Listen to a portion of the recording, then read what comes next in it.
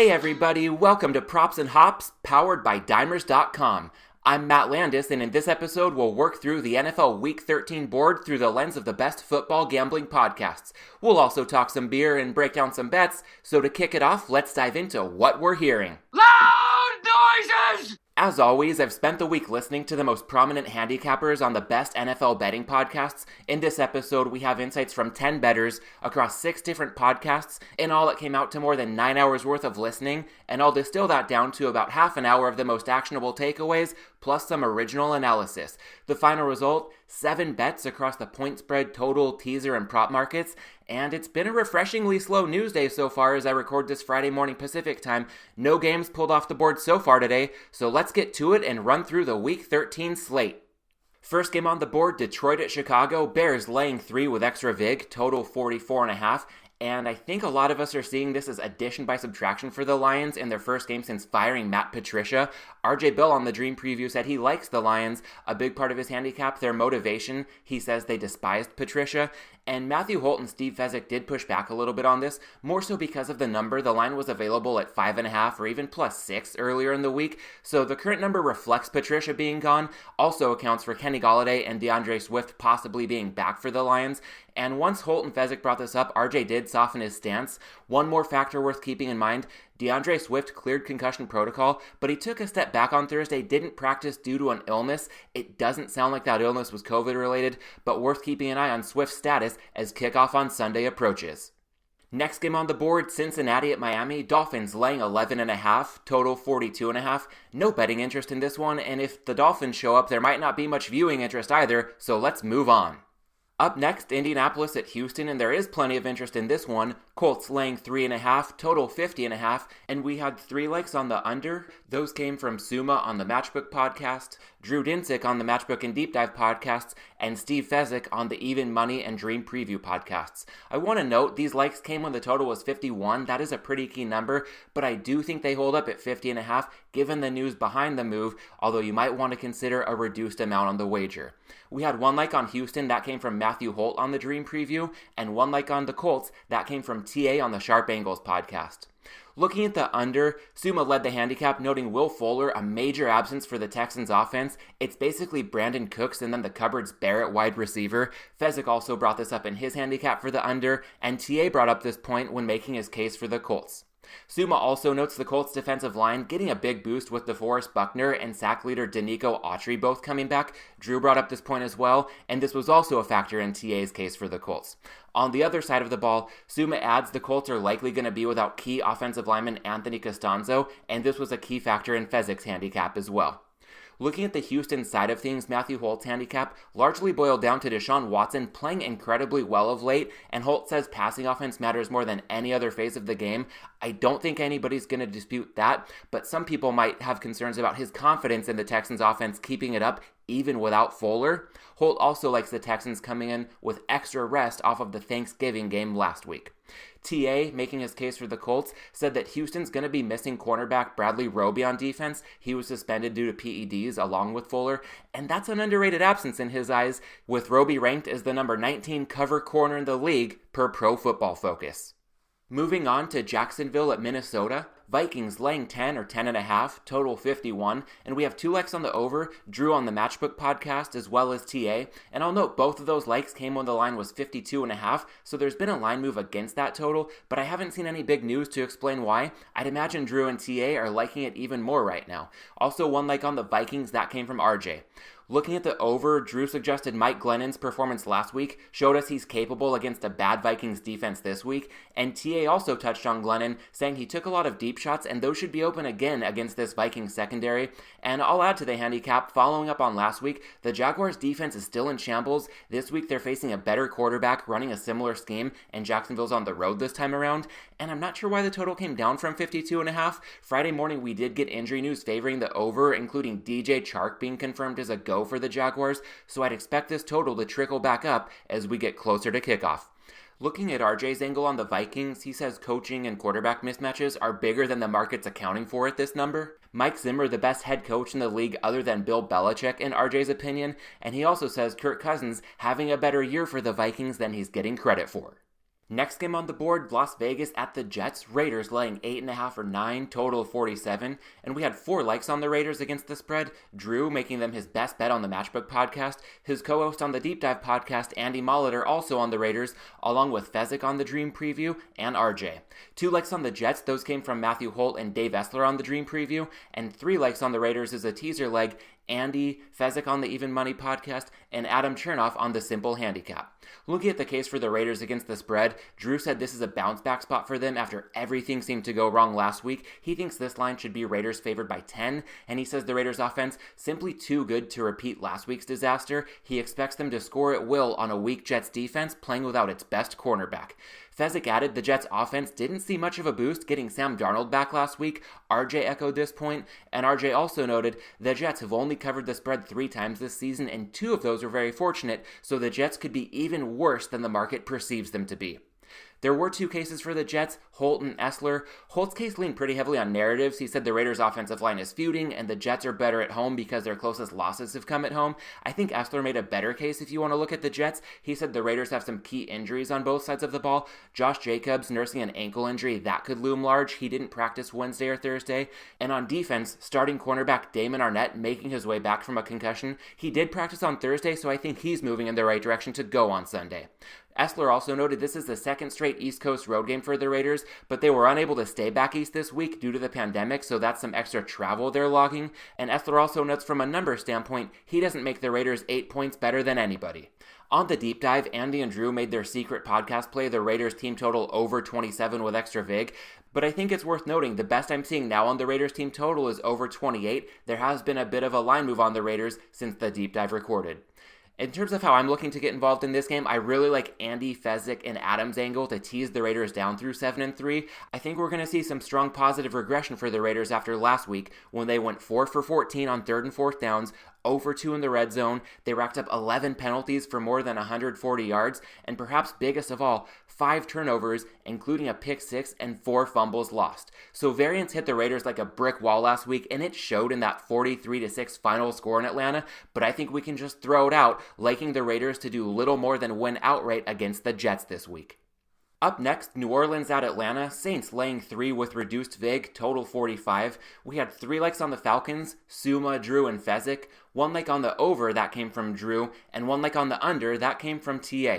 Looking at the Falcons side of things, Suma centered his handicap around the Saints when they have the ball, saying the Saints won't have the same element of surprise this time with Taysom Hill at quarterback, also noting the Saints likely without left tackle Teron Armstead after he tested positive, while the Falcons likely getting back defensive end Dante Fowler. He didn't go when these teams faced each other in Week 11, and Suma also noting the Falcons' defense in a neutral game state, defined as win probability being between 5 and 95%, since firing Dan Quinn, number 2 in the league, and expected points added per dropback.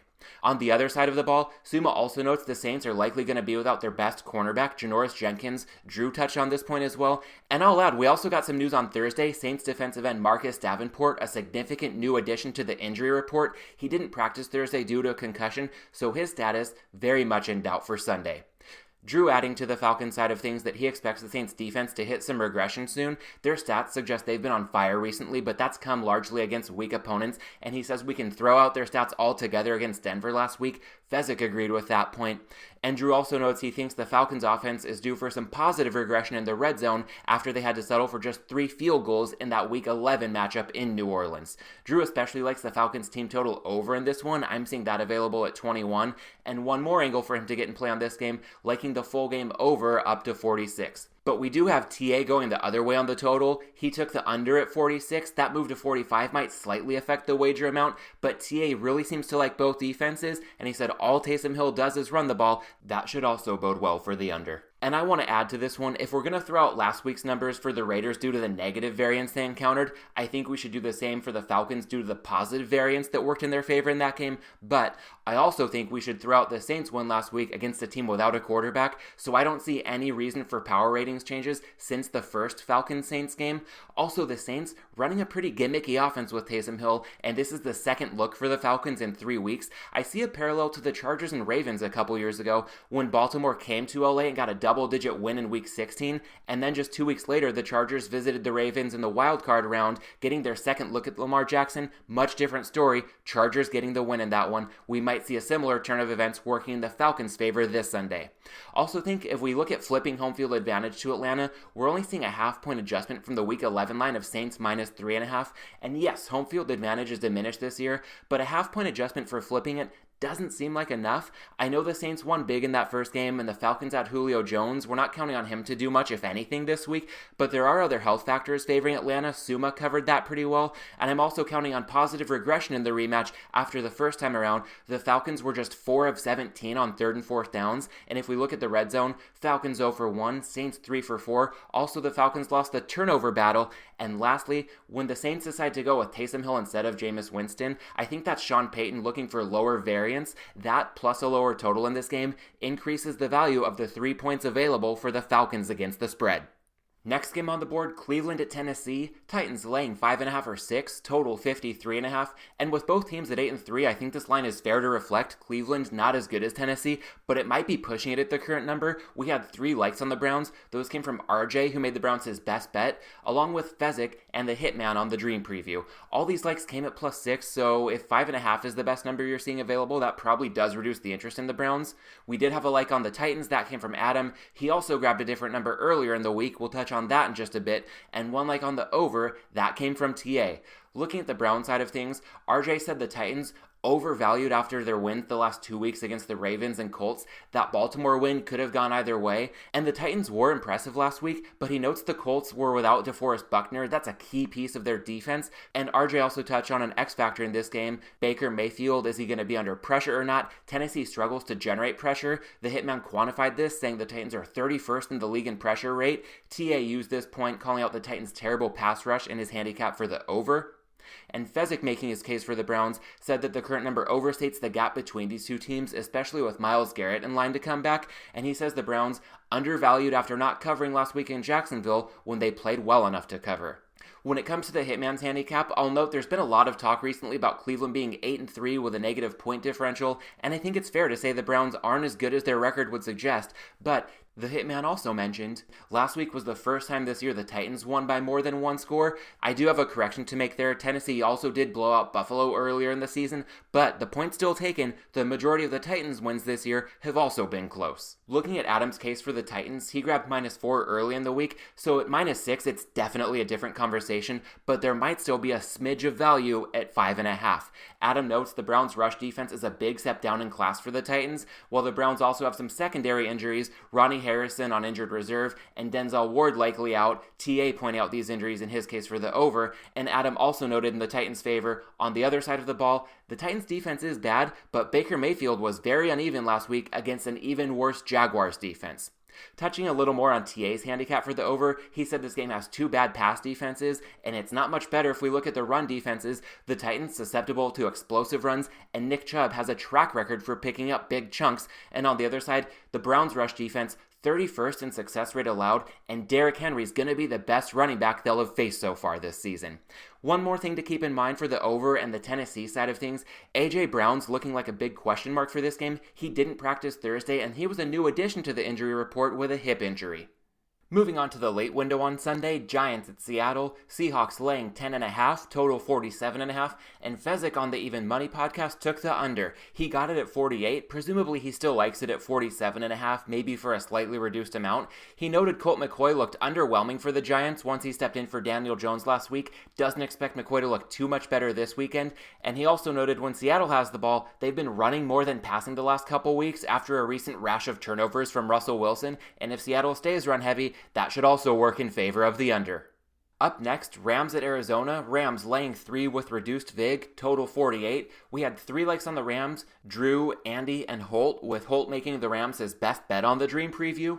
1 like on the Cardinals, Suma is his best bet on the Matchbook podcast, and 1 like on Arizona is a teaser leg that came from Adam. Looking at Suma's best bet on Arizona on the Matchbook podcast, he said his power ratings have the teams about even on a neutral field, and Arizona's at home in this one. Andy brought up the point on the deep dive that matchups can supersede power rating numbers sometimes. That's usually pretty rare, but has been weirdly common in the NFC West this season. And power ratings aside, Suma notes Arizona was recently a clear favorite hosting Buffalo and Miami, so the swing to the Cardinals as a 3-point underdog hosting the Rams strikes him as an overreaction when we look at recent form. And Suma also noted he thinks the gap between the quarterbacks is greater than the gap between the defense in this game. And speaking of the quarterbacks, on the Rams side of things, Drew said Kyler Murray's injury might be worse than we're being led to believe. He noted that Murray's already limited as a passer when he's at full strength, and now with the injury, it seems like the Cardinals are protecting him running. Andy touched on this point as well, and Drew pointed out some recency bias that could favor the Rams here, saying they match up poorly against the 49ers. We all saw how that played out last weekend, and the Rams match up much better against Arizona historically, but Suma pushed back here, noting the Cardinals' defense has taken a significant step forward this season in his opinion. He expects the Cardinals to get pressure on Jared Goff, especially without Andrew Whitworth protecting him up front, and we all know Goff's allergic to pressure, and after hearing this, Drew did seem to soften his stance a little bit. On the Matchbook podcast, before Suma made his case for the Cardinals, Drew laid out his handicap for the Rams and wrapped it up by saying, "I think this is not close."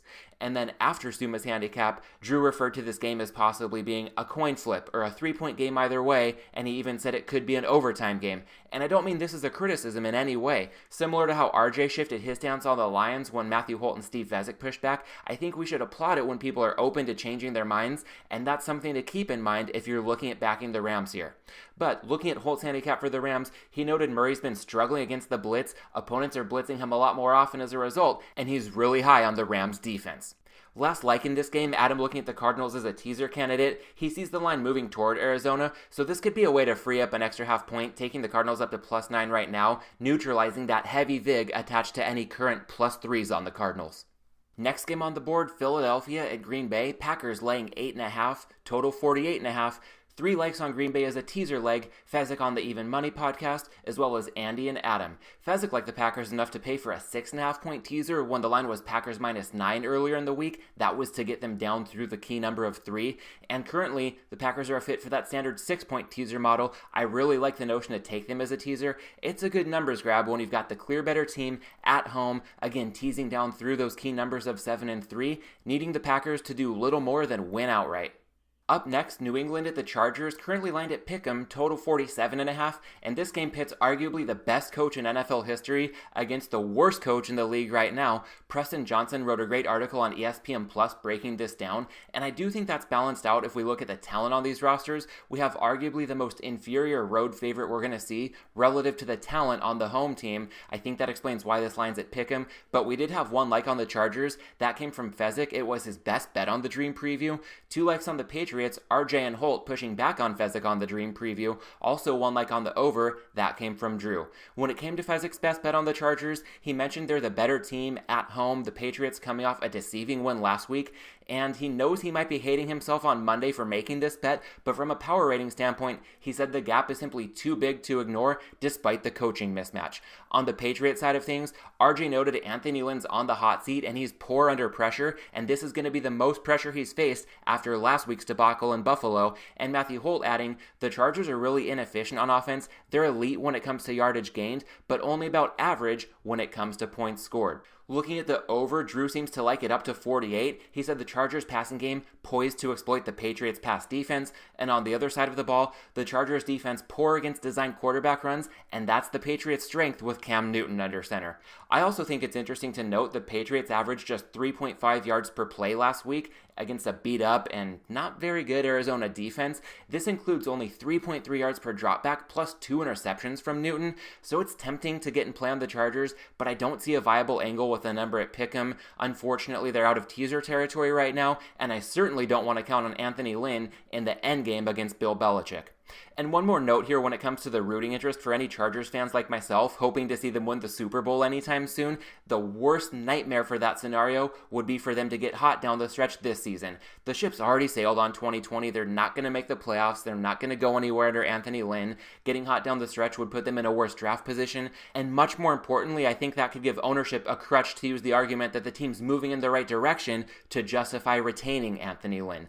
There's an incredible window on this team over the next 3 to 4 years years with Justin Herbert on his rookie deal, plus the talent across the rest of the roster. They just need a competent coach to capitalize on this opportunity, and the next 4 weeks, a lot of winnable games, so hopefully they'll continue to keep finding ways to lose if you are a part of that endangered species known as Chargers fans. Also gotta hope the Chiefs don't pass the Steelers too fast for that top seed in the AFC playoff race. If Kansas City needs a win in Week 17, that could be great, as they could put Anthony Lynn out of his misery if he even makes it that far when the Chargers take on the Chiefs to wrap up the 2020 campaign. And speaking of the Chiefs, Sunday Night Football, Denver at Kansas City, Chiefs laying 2 touchdowns with reduced vig on that, 14, total 51, 3 legs on the Broncos, Drew, Fezzik, and Holt. Drew notes Denver gets the quarterbacks back, and he sees this line as an over-adjustment from the line in the first matchup when these teams faced off in Week 7. That game closed Chiefs -7 in Denver. Even if we flip home field advantage, there's still a 4 to 5 point adjustment there. And Matthew Holt adding in his handicap, the look-ahead line was -13, so we're getting a fairly key extra point of value despite the Chiefs not covering last week and knowing we can throw out that Broncos game since they didn't have a quarterback for their offense.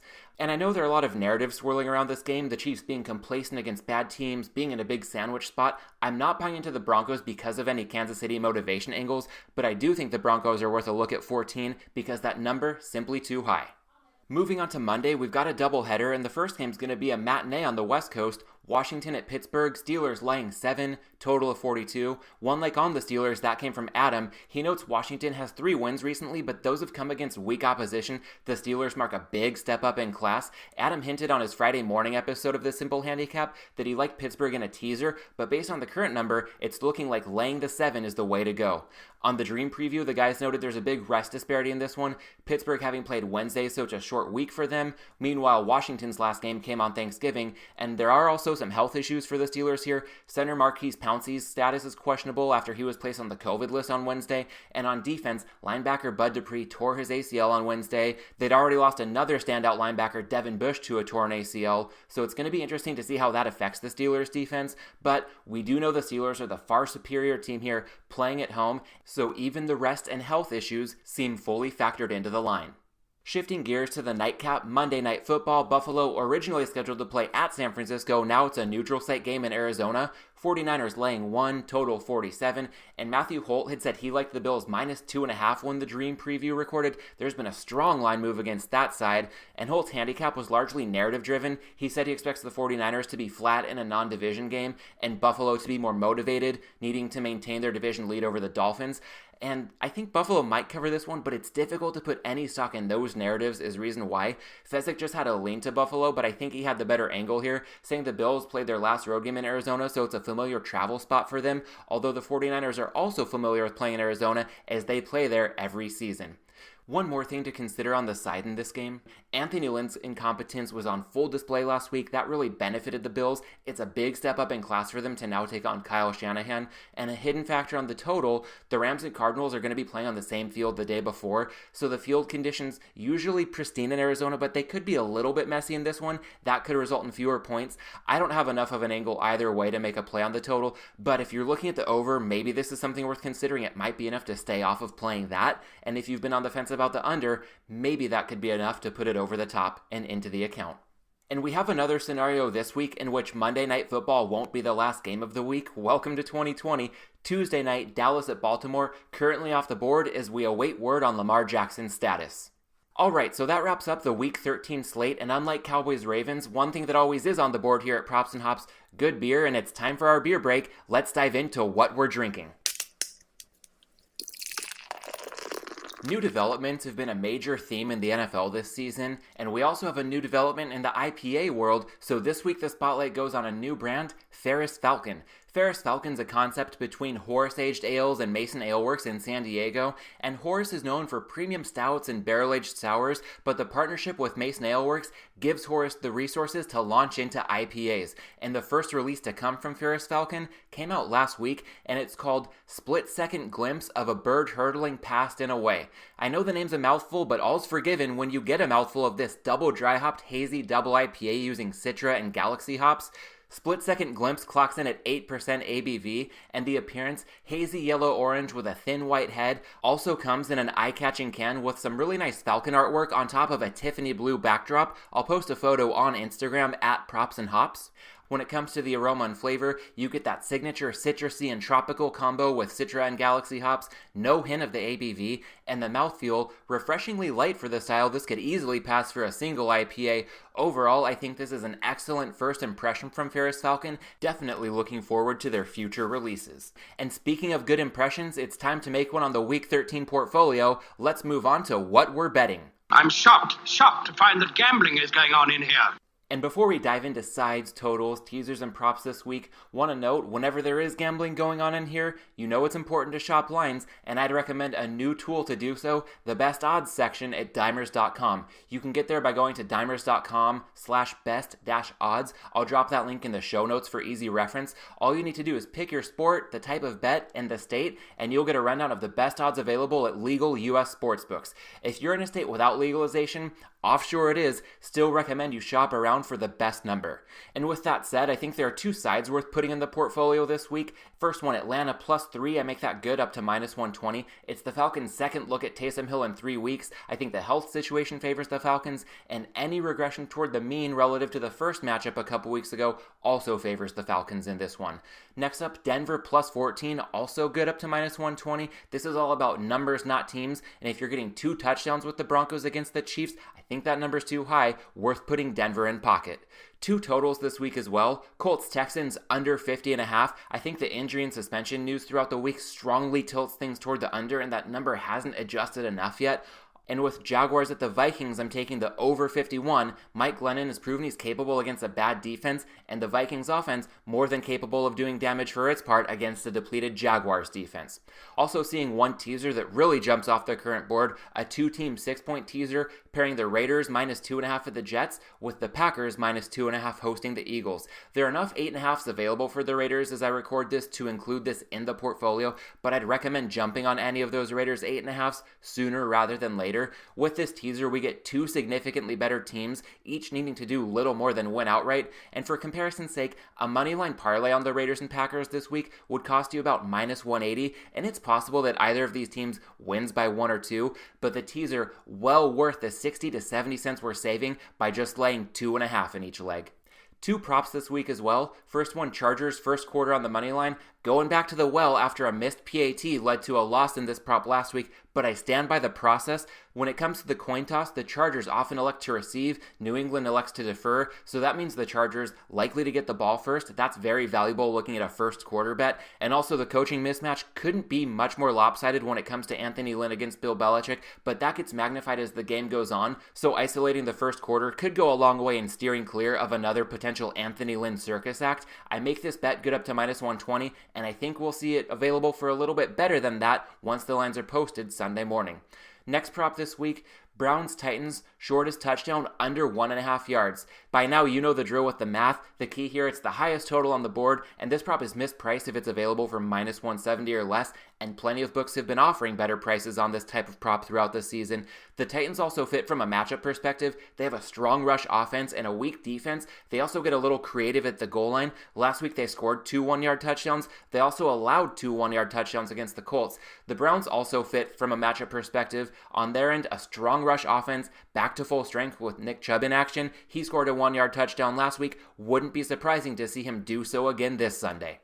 So quick rapid fire recap. 2 sides, Falcons +3 and the Broncos +14. 2 totals, Colts Texans under 50.5, Jaguars Vikings over 51. 1 teaser, Raiders -2.5 paired with the Packers -2.5, and 2 props, Chargers first quarter on the money line, and Browns Titans shortest touchdown under 1.5 yards. Alright, one more order of business before we close up shop this week. Last but certainly not least, the Malinsky Minute. And this week's words of wisdom from Dave on reacting to bad bounces. The key is that you eliminate the need to have to react to a bad bounce by already accepting the possibility going in. Consider it the occupational privilege tax. When you see enough of these outcomes over time, you accept before you make a wager that those possibilities are in place and that they are indeed going to happen on occasion. Now, 5 years ago to the day, I received these words from Dave in his point-blank forum as I struggled to process the worst beat of my betting lifetime, that famous Aaron Rodgers Hail Mary in Detroit. It turned my underbet from a winner into a loser, and to add insult to injury, the game had ended on the previous play. It was only extended because of a penalty on the Lions, and that Hail Mary even has its own Wikipedia page. It's known as the Miracle in Motown. It was anything but a miracle for underbettors, but my purpose here isn't to throw a pity party for a bad beat in the past. Instead, it's to shed light on a timeless lesson in perspective. Unpredictable and undesired things do happen that extends far beyond the betting boards, and tying this reality to Dave's advice, accepting bad bounces going in means there's no need to react when they happen. And I think the best part about this, aside from the peace of mind it can provide, is the knowledge that paying the occupational privilege tax up front can open some major edges in life, giving us the opportunity to move forward while others are preoccupied reacting in real time. Alright, that'll do it for this week's episode of Props and Hops. Thank you so much for listening. If you found any value in this episode, please share it with a friend who could benefit as well. And if you're interested in keeping the conversation going, check out the community of like-minded people in the new Dimers.com Facebook group. Just go to facebook.com/groups/Dimerscom. I'll drop that link in the show notes as well for easy reference. It's a secure place to talk openly about sports betting, share picks, and have some fun engaging in betting activity, even when the occupational privilege tax strikes. Hopefully it's not going to strike too heavily this week, but even if it does, by accepting the possibility going in, we can still get out there and enjoy Week 13 in the NFL. We'll be back at it next Friday to break down Week 14, and until then, let's bet well, let's drink well, and let's be well.